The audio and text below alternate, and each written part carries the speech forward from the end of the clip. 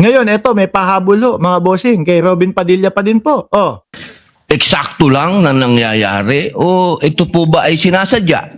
na ano? Katulad po ng pagkakakulong ng ating dalawang senator judge na si Senator Jinggoy Estrada at si Senator Rodante Marcoleta. Sandali, ang ibig kong sabihin, sinadya ni Rodante Marcoleta na umamin sa taong bayan na siya ay tumanggap ng 75 million gayong hindi pa naman panahon ng eleksyon. Tama ba yung pagkakaintindi namin sa sinasabi mo? Sinadya ni Marcoleta yon? Kasi naman ang hirap po dito sa mga ito, mga kababayan, kagaya niyan. Hindi nila mini-memorize po yung sinasabi nila at yung mga pinapakawalan ng kanilang mga bunganga, mga bossing Yung tipo ba, sige, banat ko ito. Wala nang isip-isip. Nakakalimutan na nila na sinabi pala nila yung kasalungat nung sinasabi nila ngayon. Kagaya ni Marcoleta, wala nang isip-isip. Hindi pa naman po eleksyon noon. Ako ay congressman noong mga panahon na yun. Tapos, ang problema, tumanggap ng regalo, 75 million. At kapag pagkaho, 50 million pataas, mga kababayan, plunder ang kakaharapin mo. Which is, ito nga po ang kinakaharap ng isang Rodante Marcoleta. Di ba, Sir Archie Beroya? Sabi ni Sir Archie Beroya, binababoy pa ang name ni Bonifacio. Hindi siya sip-sip. Si Bonifacio na tulad niya. Gagalit. Di po ba? Tuloy natin si Robin Padilla. Tsaka, wait lang Boss Noybi. Sabi ni Angel Locsin, magising ka na daw. Kasi hindi nyo mabibilog ang taong bayan at iisipin ng mamamayang Pilipino na kayo ay ginigipit lang dahil dyan sa impeachment ng Vice Presidente. Hindi. Nakapokus, nakatingin, nanonood ang mamamayang Pilipino sa bawat buka ng inyong mga bibig. At dun nga po, nalambat, nahuli si Rodante Marcoleta dahil maingay ang bunganga. Di ba?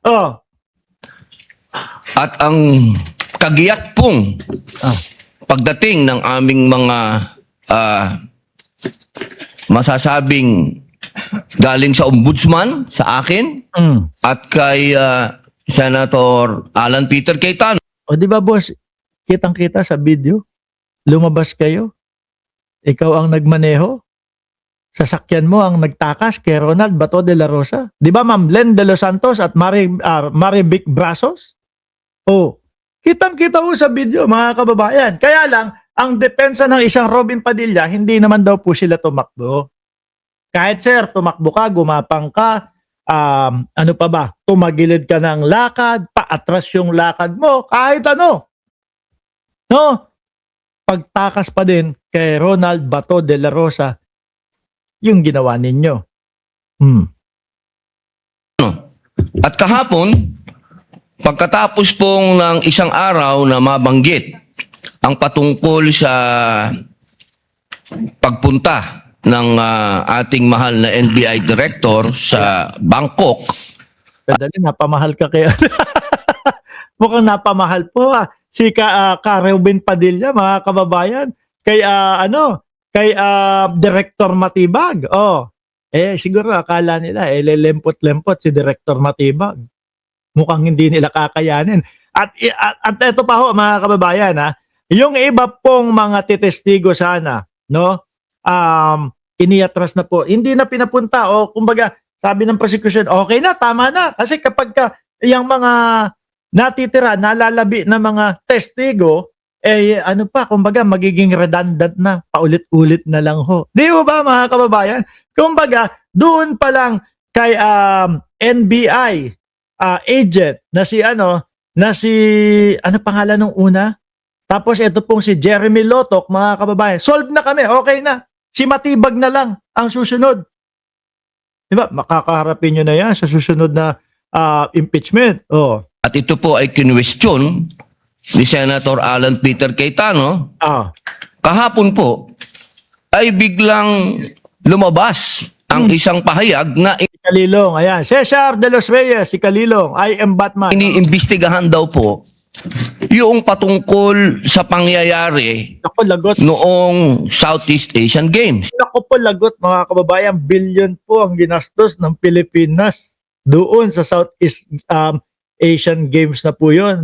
Mamaya ho, papakita ko sa inyo kung ano ang itsura noong kaldero ni Alan Peter Cayetano. Kasi po, ako naniniwala ko, marami na kagaya ko po, yung hindi nakikita pa, yung issue na yon. At ngayon, bumubungad po. Pero panahon ni dating Pangulong Duterte, namamayagpag po itong mga DDS. 2019, yung sa Southeast Asia, na di umano daw po, kikiam ang ipinakain. Diyos ko, kikiam ang pinakain daw po. Di umano, mga kababayan, doon sa ibang mga atleta. Ito po ba ay eksakto lang o ito po ba ay merong dapat tayong pangambahan? Hindi, kung eksakto, kung ngayon pa lang iimbestigahan, yun, magtaka tayo. Pero syempre, ang pag-iimbestiga at bago, tingin ko naman po, kay Director Matibag at sa buong NBI, bago nila ibuka yung kanilang bunganga, matagal na nilang iniimbestigahan yan. No? At 100% at sigurado na sila na mayroon dapat imbestigahan doon sa kaldero na yon, mga kababayan. Na magkano daw? 55 million na kaldero, mga kababayan. Chicken longganisa daw. Patuloy. Sapagkat, alam niyo po, ako din po ay dapat ay pupunta ng Iran. Oh. Sapagkat isinagawa po ang pagbibigay-pugay sa namatay na kanilang leader, spiritual leader. Pero hindi po ako tumuloy dahil may impeachment po tayo.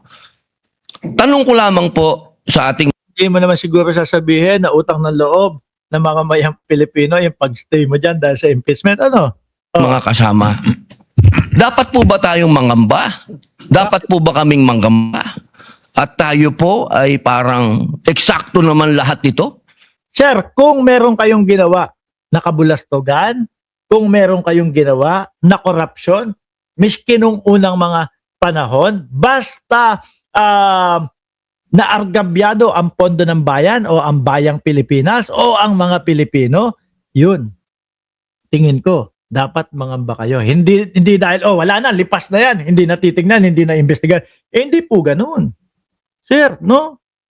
Kaya dapat mangamba talaga yung mga namayagpag nung panahon ng mga amo nila, namayagpag nung panahon ni dating Pangulong Duterte at inabuso yung pagkakataon para magnakaw sa pera ng taong bayan.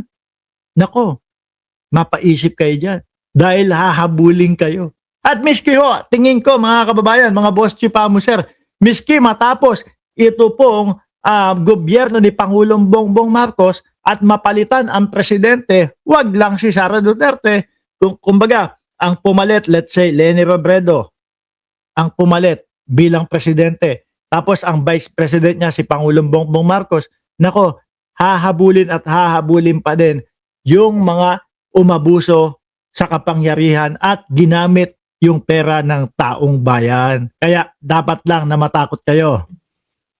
Hindi ba po tayo ay malayang korte? Tayo po ay may karapatan na binibigay ng konstitusyon na magsagawa po ng pagdinig na ito.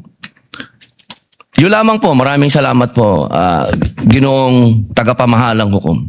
Ano ba, kinakabahan na ho ba si Robin Padilla? Sabi ni Ma'am Elena Garcia, ogag ka, boy. Wala namang invitasyon sa iyo sa Iran. Hindi porket Muslim ka. Need nila ang presensya mo. Alam niya naman ho, ang isang Robin Padilla, gusto kailangan, laging nasa eksena po, mga kababayan. Ngayon,